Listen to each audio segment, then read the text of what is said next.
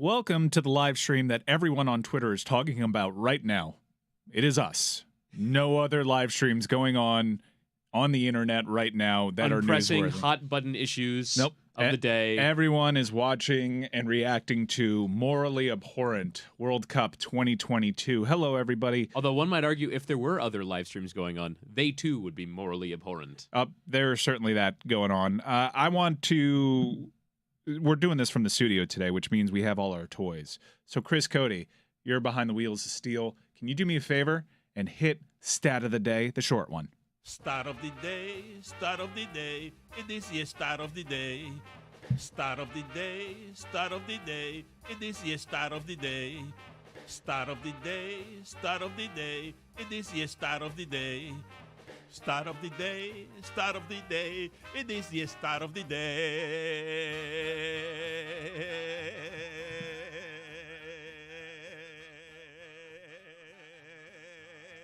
Gotta wait for the laugh. There it is. Courtesy of the XG philosophy on Twitter. You know how I feel about these things, but but when they prove your point, you find them quite funny. Yeah, but when I can cherry pick it for my own to advance my own arguments, I'll go with it.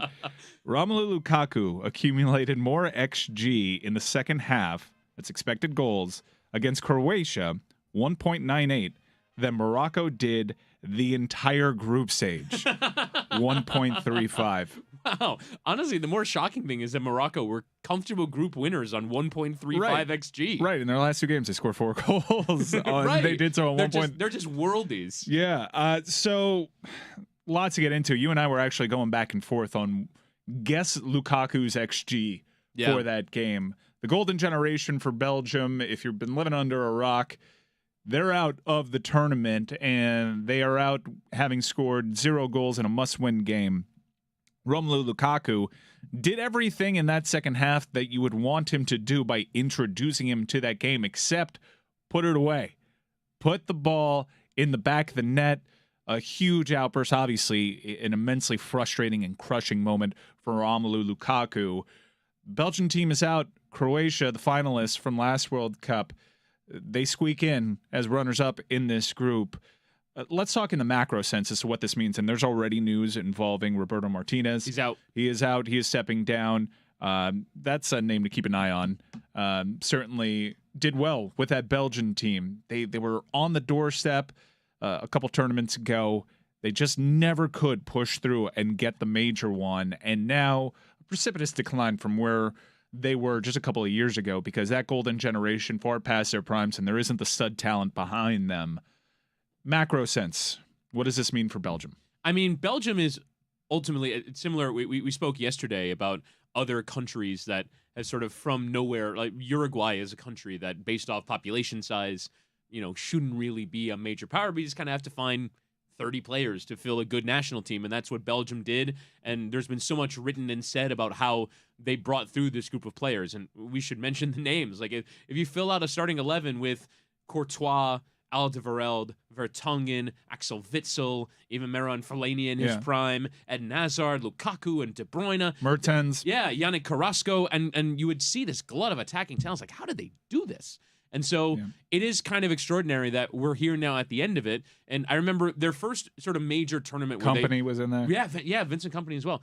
Their first major tournament was 2014 at the World Cup. And they beat the U.S., remember, in the round of 16, and they pelted Tim Howard with 1 million shots in that game. But it just feels like a national team that never... Wondolowski. Right. The U.S. should have beaten them on the day. Belgium never felt like they reached their ceiling in 8 years. And I don't even think it's necessarily the fault of management, although Mark Wilmots before Roberto Martinez, I don't think either of them were spectacular. I think Roberto Martinez did the most that he could with this team. But it was always missing a piece. Really, the main piece were fullbacks to kind of keep a normal, steady shape. And also the desire to get all of your good players on the field at the same time sort of left them in a position to be unbalanced, I think, quite often.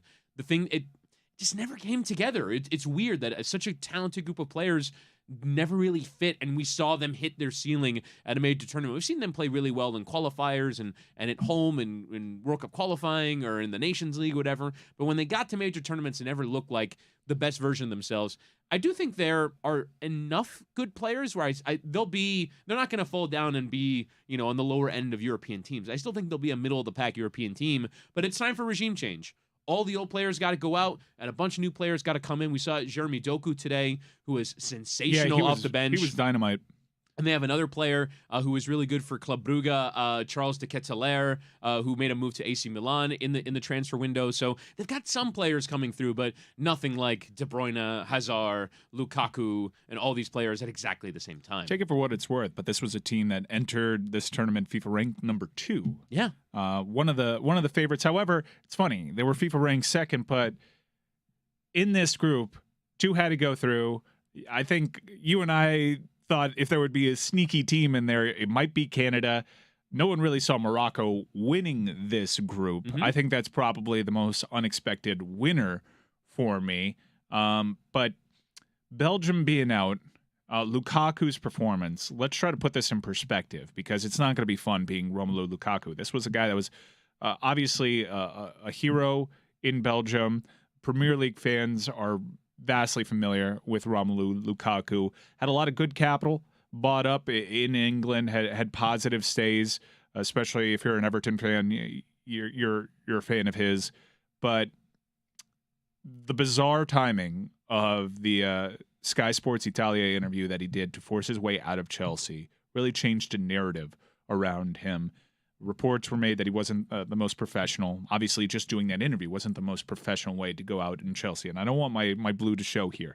Am I happy that Romelu Lukaku is enduring this suffering? No. But did I have a laugh? Absolutely. Did I have a laugh at Thibaut Courtois' expense? Absolutely. Was I rooting for Eden Hazard to come on and tap back into that magic? He tried. He tried a very ambitious pass. He did well, but maybe too ambitious when you needed possession there.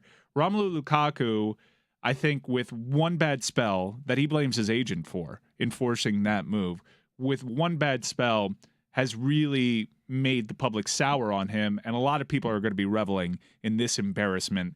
Dude had damn near 2 expected goals, and he couldn't put it away. I'm not really sure what he was doing on that one right at the doorstep. Yeah, just came off his stomach. Christian Pulisic's dick puts that upper 90, and he couldn't put it away. I am very confused at the lack of finishing. In fairness to the player, he braved an injury. He obviously wasn't fully fit. Roberto Martinez tried to use him in the doses that he could. He pushed the right button. But Lukaku made the impact. It was just everything but the goal for him.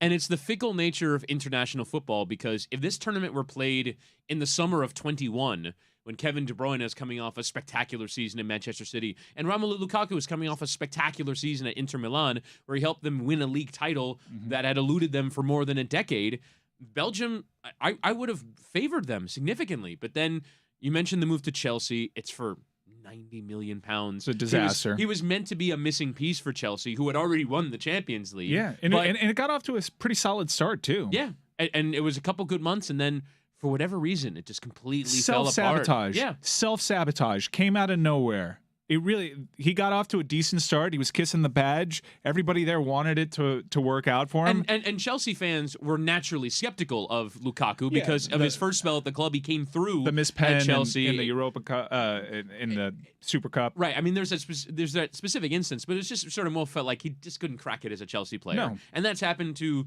better Chelsea players, Kevin De Bruyne and Mohamed Salah kind of being the headliners there. Yeah. But, I mean, he felt comfortable in Italy, and it's like, all right, it's like I got to have my third go at this, because he came through at Chelsea, didn't really work for him, went to Everton, was sensational there, then made his big money move to Manchester United. By the end, he wasn't favored by the manager there, so it's like, let me go to a comfort zone in Italy, was sensational there, was a hero in Milan for winning Inter that title and just generally playing well for them. It's like, I got to go for a third time, and just goes to show how much club moves and club transfers can dictate the outcomes of players. We've talked a lot about Ricardo Pepi as it relates to the U.S. The transfer that he made to Germany is the single reason why he didn't go to this World Cup, because it was such a disaster. And his backup actually made it. Right, exactly. His backup in MLS made it. So, like, these club fortunes can dictate national team play to a point.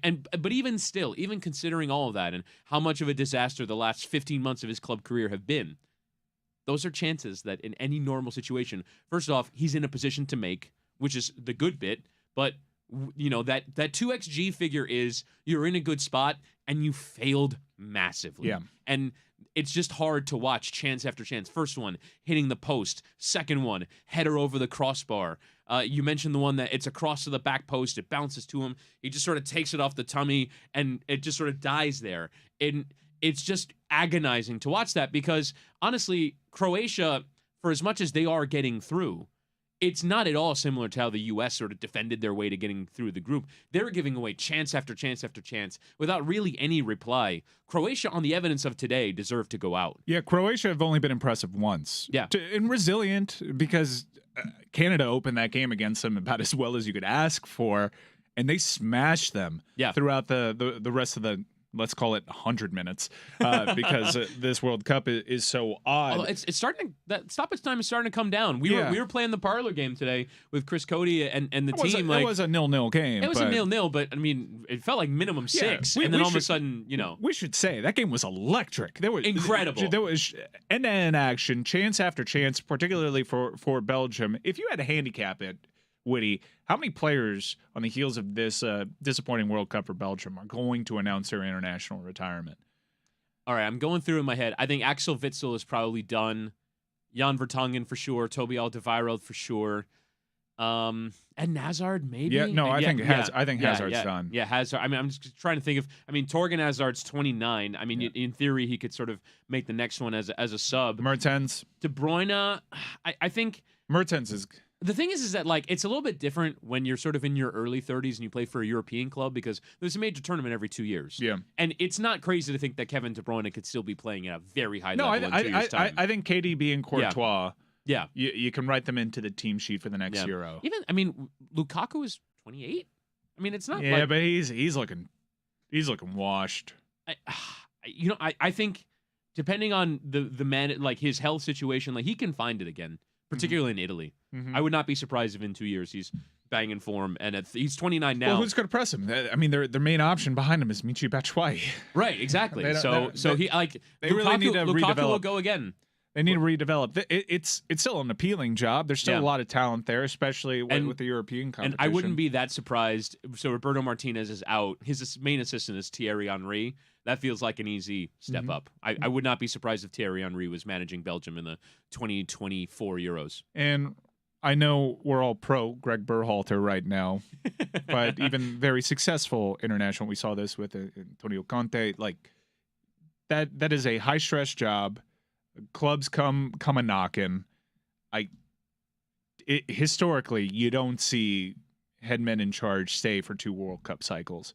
So, and I don't think they should. Like, no, they shouldn't. And for the job that I think Greg Berhalter has done, whatever you want to measure it upon. If you ask me, like, should it end after this World Cup? Yeah, I don't think that. I think so. And not because I think he's done a bad job. It's because I think international managers, it's tough to sort of maintain. First off, the limited amount of work that you actually do on the field and coaching. You're really only coaching for 10 to 13 weeks a year, and I think it's just sort of each national team has a cycle and it ends at the World Cup. And so it's got it, you hand it off and then somebody else takes over the job. For me, outside of him actually winning the World Cup, you don't bring him back. That's just the nature of what that job is. And even if he wins a World Cup, it's time to start anew. His main job, Greg Berhalter's main job, was to bring this generation of players along, and then you bring in a manager to take that next step.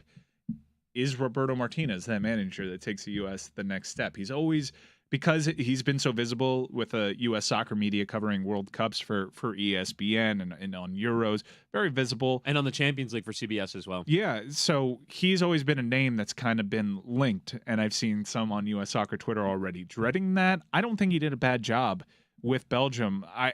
In seeing the fitness issues that plagued this team, there wasn't really a tactical move that I disagreed with. This was just a team that wasn't as good as Croatia, a team that wasn't as good as Morocco. And we'll get into how good Morocco's been, despite their XG, which is another reason I think it's BS unless it's supporting my point.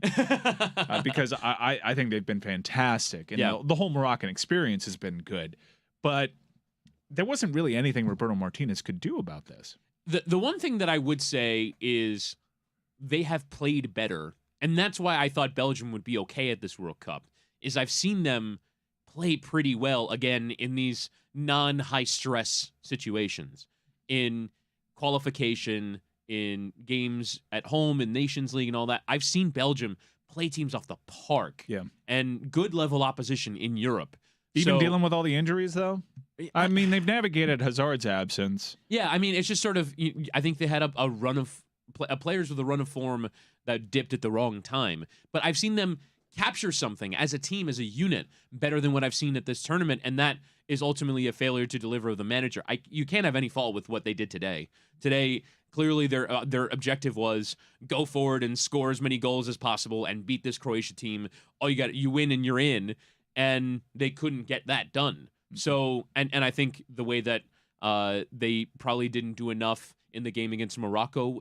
I mean, we can talk about today all we want, but they were awful against Morocco. Yeah, they were really bad. And that will be the game they look back on as the reason why they didn't get through. The thing, I guess, the criticisms of Martinez are he's a vibes guy, starts really well, really positive with the players, but over time, it seems like it loses its effect. Yeah. And I think with this group of players in particular, they kind of played 3 defenders, 7 attackers at the last World Cup.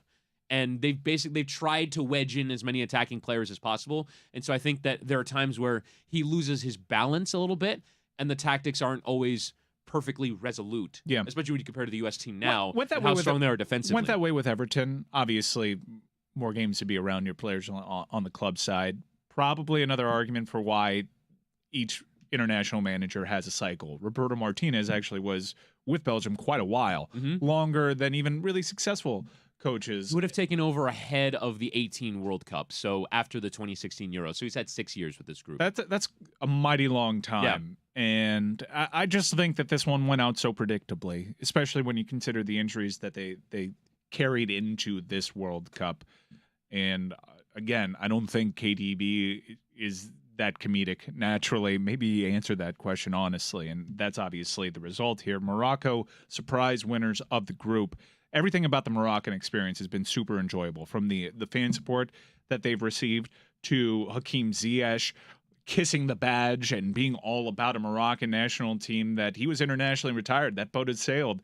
He was that line severed, and a new manager comes in, extends the olive branch, gives him the love that he deserves. They have brilliant players on that roster. Hakimi, I think, is dazzled so far throughout this World Cup. I think Ziyech and Hakimi, if we're projecting a World Cup 11, now they're probably going to have to win a knockout stage. We'll get into that in a little bit, but they're names that you probably see on your World Cup starting 11. I think they've been really, really good. The goalkeeping has been questionable. Bono was back. I don't know which keeper was out there for the anthem, but Bono was playing, and they were lucky on the day to encounter a Canadian team, which really confused me because it wasn't like they were obviously super happy to be there, super proud. Them singing the anthem was pretty inspiring. They tried. Lord knows Alphonso Davies was trying very late in that game to make things happen, and he was dazzling at his top speeds. He also came in carrying a hamstring injury. Didn't look like he was hurt by that all that much. Canada, you and I were discussing, you threw out a theory as to why things didn't go as one would hope. If you were circling, this could be Canada's time to really announce themselves internationally. What do you think happened there with them? So I would offer 2 theories. One would be that I think, and it's kind of very hypocritical of me to say this because I'm sort of gung-ho, always go for it guy. But I think they might have been a little bit too aggressive, especially when you compare to how they played in qualifying. That's not how they played at all. That's not how they played. Like against the U.S. at home, the U.S. had like 65% possession, and they stopped them from doing anything. Their idea was to nullify their opponent, and I think they might have gotten a little carried away with what they bring from an attacking point of view. Why? They played like 7 attacking players, seemingly all out of natural position. They try to get all their strikers on the field. That's not what brought you to the dance. Yeah. I had only seen Canada a handful of times throughout throughout qualifying, and I found it admirable. Their counterattacking, defensive, stingy nature. I'm like, you can go far there. And what happened? They're a team that you did not want to play. They were hard to play against. What happened on the team playing? I don't know. I mean, I think maybe you decide to, hey, this is who we were, but this is who we want to be. I don't know. I think John Herdman, in some ways, his entire World Cup has kind of gotten carried away, right? I think you can. Well, he said we're gonna F Croatia, like poking Croatia in the eye. Like, I think he got a little carried away at this World Cup, and he's not a manager with a huge resume. Did very well with the Canadian women's national team, which is why he eventually got the job in charge of the Canadian men's national team. And so I think he deserves all the credit for why they're here in the first place. But at this World Cup, I'm not sure he got it right with player selection. And I think the other theory is they relied on the players that got them there. Yeah. And it's hard to say at the end of a World Cup qualifying cycle where Milan Borjan was the second best goalkeeper in CONCACAF World Cup qualifying behind Keylor Navas, who's the best, who's the GOAT in the history of the region. Borjan had a mare today, man. He was awful. Not just today, but at this World Cup, he was dreadful. You can't rock that hairstyle and be as bad as you are. Right. I mean, this is the same player who once wore like a pair of like sweats that you would get at like a Marshall's in a World Cup qualifier against Mexico, like a pair of gray sweats. There's actually a great piece in The Athletic about him. But like he's a character and he sort of lifts the vibes of the team.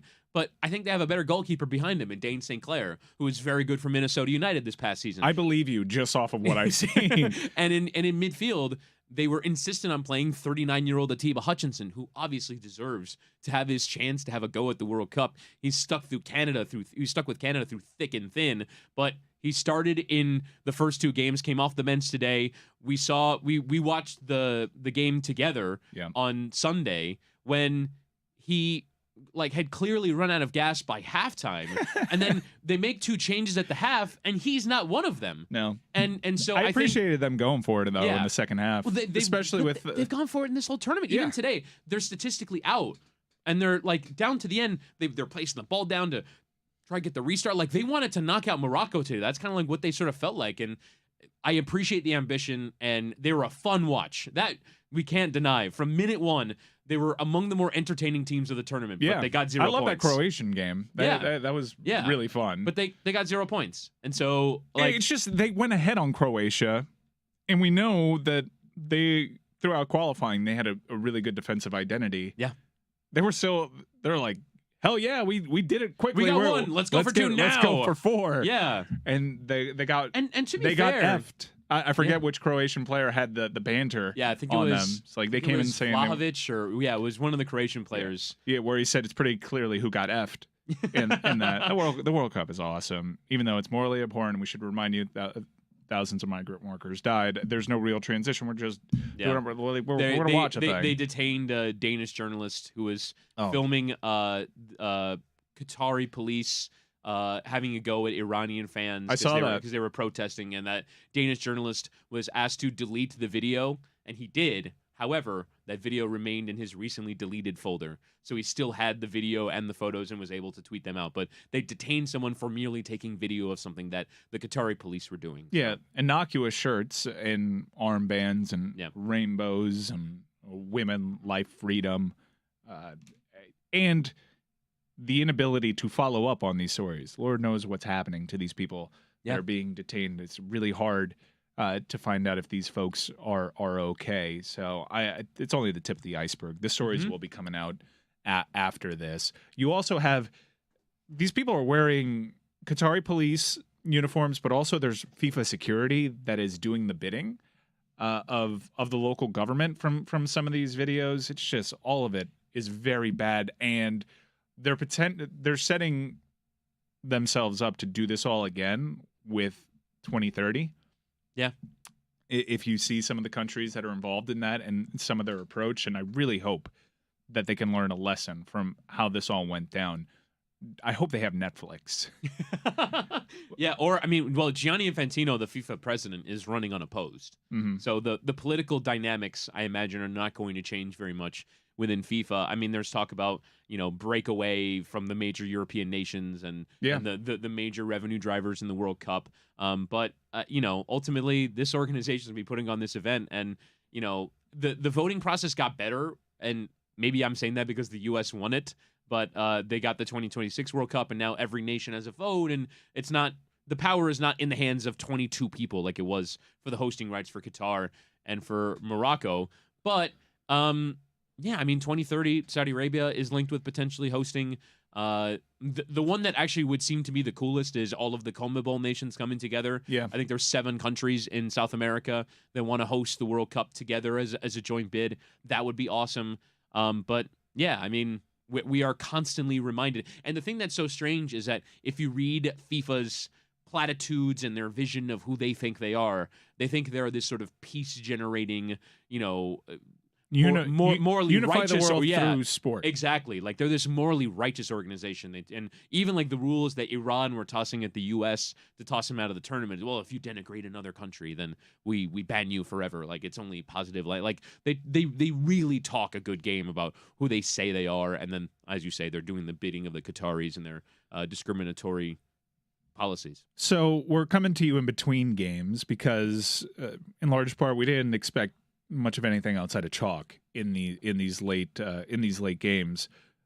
Germany in a must-win scenario. Everybody's still alive in this group, technically, despite surrendering 7 goals against the Spanish. Costa Rica can potentially win this group still. It's a bit wild. However, I would be angry if they did. All right, so we did this yesterday. I saw it open at 1,000, and then on DraftKings it was 1,100. I've seen lines north of 1,200 today. Germany are expected to fly. I locked in Germany -1 for the first half. You're saying just take Germany, any spread. If you're looking at some attacking players, I'm going to look at some prices here once we wrap up to see who we get to score, because their lineup is pretty imposing. A lot of big names out there. We'll get your starting lineup information in a bit, but we don't really anticipate an upset in Germany, Costa Rica. Certainly not. If there were the potential to get some excitement, if Japan's manager figures out through 2 games of data how to approach this game with Spain, that could potentially be the interesting one, but this one feels chalky, Witty. Yeah, I agree. To me, and I've said this to other people, I think Spain are the best team at this tournament. And so for me, I think they're going to beat Japan pretty soundly today. Now, I probably would have said that ahead of the Germany game as well, but I think Japan are better as an underdog, and they're better sort of in the game state where they're not the ones that have to take the game to a team, as we saw obviously against Costa Rica. They were incapable of taking a game to Costa Rica. So when you look at the Japan lineup, Takefusa Kubo is back. Yeah. So he's in the starting lineup. But I mean, the other players that I rate, Mitoma, who plays for Brighton, Kaoru Mitoma, and Tomiyasu from Arsenal are not in the starting lineup. And Minamino is also on the bench. So is Doan starting? Doan is not starting. Yeah. No, it's just it's strange. What are you doing, Moriyasu? Yeah, I don't know what Japan is sort of not playing their best players, but Spain is sort of as expected. Nico Williams is probably the surprise of the starting lineup, who played down the right wing. Can we do Japan mic'd up? What is this? what is? Well, remember, mic'd up connotes that we are sort of positive and fan friendly to the club. We gotta do like El Chiringuito Japan. I'm gonna have an enraged 5-minute rant on Moriyasu. What is going on here? Japan has a dude named Schmidt. Azpilicueta. It's so weird that Azpilicueta has found himself starting when he's not a regular starter for Chelsea. Yeah, I guess it tells you all you need to know about the position over there. But Olmo, it's funny, isn't it? Like it's weird. Like the best teams at the World Cup, there's one position like, what's that guy doing there? Like Germany doesn't have a right back. Spain doesn't have a right back. Like you can go to any major national team and it's like, really, Eduardo Camavinga has to start at left back because France don't have a left back. Thing is, I was always pounding the table for Cesar Azpilicueta, and I understood why there was a logjam there at the position, and I just thought, as time came and went, I never would have thought that he'd be. Especially when they have Dani Carvajal, who's in the team. I never thought that he'd be starting for Spain when he was. I mean, there have been a lot of injuries over at Chelsea, so he finds himself back in the rotation there. But he was, and I mean pretty much out. That back four is kind of all a surprise. Alex Balde, who was given the chance to debut because Barcelona were in financial dire straits. Yeah. Pau Torres, Rodri, who plays a holding mid for Man City, and Azpilicueta. But you don't want to break up that midfield three of Busquets, Gavi, and Pedri. That is the best midfield of this tournament by miles. And I will enjoy every chance I get to watch Spain because they are, for me, the best team and the most fun team to watch at this tournament. So maybe Japan, they're a counterattacking team, and maybe they'll thrive in a scenario in which Spain have 70% of the ball, but they have to figure out a way to take advantage of those opportunities and get a goal. But Ito's been a nice player for Japan this World Cup. He's starting. So, but ultimately, if these two games get any kind of interesting, it'll be a heightened level of interesting because it will defy expectations to such a degree. It's like, oh, is Japan really going to knock Spain out of the tournament, or is Germany really going to, or is Costa Rica really going to do this? If we're yes, haha, yes, Sicko's committee, I want a red in Germany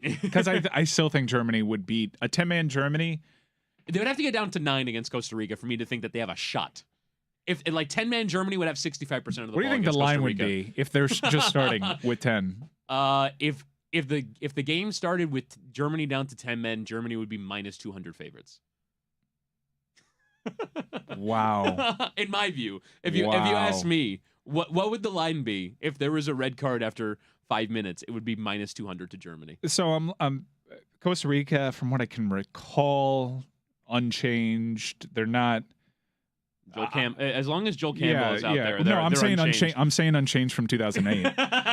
Oviedo, Navas, Kendall Wasson in the back. Yeah. Brian Ruiz, I thought would be giving his testimonial today, but I guess they're just going about it like, hey, we can win this thing. It's going to be so bizarre to see a team like Costa Rica that needs to win to advance, and how their approach is going to be. They're going to come out anti-football. I will say I saw this one. So there's the player who's starting up top for them is Johan Venegas.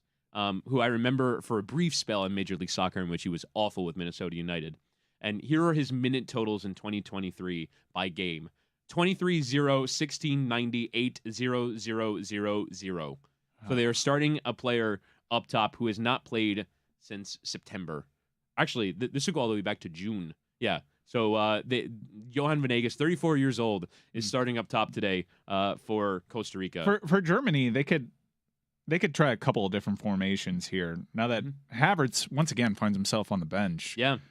Which is interesting. They might go with just one lone striker with Mueller up top and let Musiala kind of play that creative center forward type. It's a free role, and you have Sané. Yeah, I love watching him in that role. Yeah, Sané starting is a really big development for them. It came on at half. He was good. Yeah, he was great when he came on.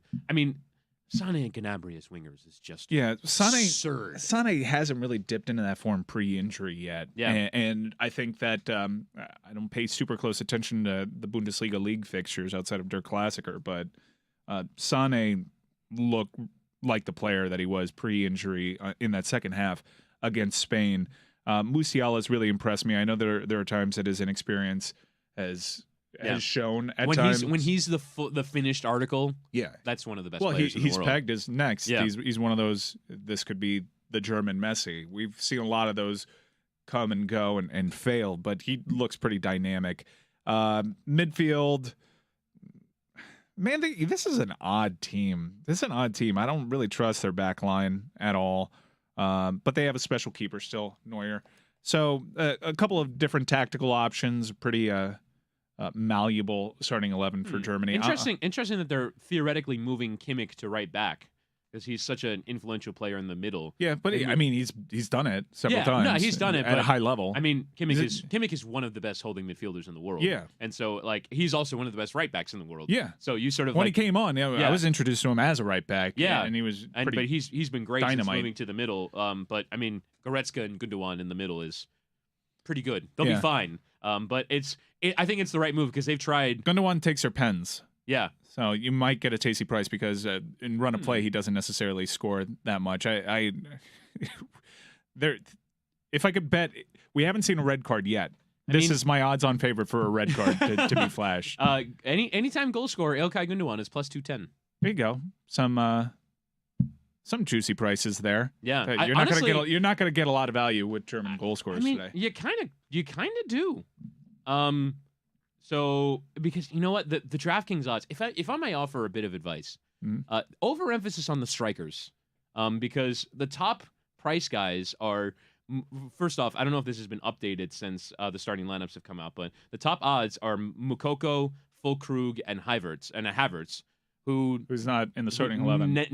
What can you get Mueller at, especially if he's playing lone striker? Mueller is plus 130, Sané is plus 105, Gnabry is plus 110, Musiala is plus 140. Do you have to have an assist there? Musiala to have an assist might be... I'll look at that in a second. Gundogan is plus 210, as I mentioned, and Goretzka is plus 320. Honestly, I bet all of them. just collect juice. Right. Try to nail 3 or 4. That's what I do. Honestly, if you think Germany are going to hit for 5 or 6, yep, just take all of them to score, and then just bet 0-0 at half to to hedge to make sure, because I'm sure the juice on that is insane. Musiala to have an assist is plus 150. Man, they're on to me. I mean, that's DraftKings are on to me. That's not that plus 150 is not that big of a shout in the current. And, they're about to play Costa Rica. Yeah, they're gonna score a lot of goals today. Go Mueller. I'd be floored if they don't score. I'd go Mueller to today. score. Yeah, I don't believe he's scored this tournament so far. He's due, and I'll go Musiala to get an assist if I were, and Gundogan to score from the pen spot. I think if we can go 2 out of 3 there, that's a nice juicy win. We'll take our not gambling advice, by the way. I'm thinking out loud here. Yeah, and I was a little surprised because I don't know what the formation. Advice. Take anyone ahead of the back line to score today for Germany.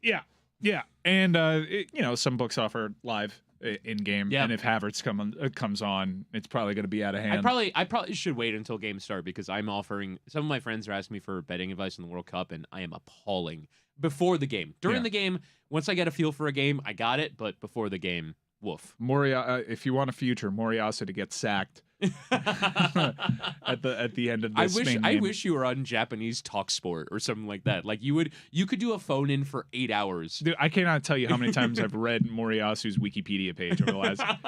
I'm furious at his tactics in Costa Rica. It cost him the World Cup. Yeah, it cost him the knockout stages because they had the result that they needed. They got all 3 against Germany. And imagine the pressure on Germany today. Mm-hmm. If they needed to win, or even if they get to this point, Japan, right? I mean, Japan would have had to have done them a favor. If all the results held, Japan would have had to beat Spain, and Germany would have to make up goal difference in order for Germany to get through. It's such a lifeline for the Germans. So you ruined everything. You ruined. That's you ruined the tension of match day 3 in this group. Although I am beating traffic today, so a little tip of the hat to you, because even a draw would have them in a much better position than losing to Costa Rica. You and I tell you what, you and I will do something if it's anything but chalk. Yes. All right, but blue bloods are going through. Spain is winning this group. Although Germany's alive to win this group, right? What are the scenarios here exactly? All right, so in order for Germany, in order for Germany to win the that group, means Japan goes through, right? Yeah, I don't think they can. All right, they've only got the 1 point yet. So Spain on 4. I guess if Japan drew, then Spain would be on 5 points. Yeah, there's no way the Germans can win the group. And in the knockout stages, this group plays the morning group. Yep. So again, that'd be Morocco top and Croatia second. So in theory, if chalk holds, then Spain would play Croatia, and Germany would play Morocco. So that actually would work out for the Germans, at least for the next round.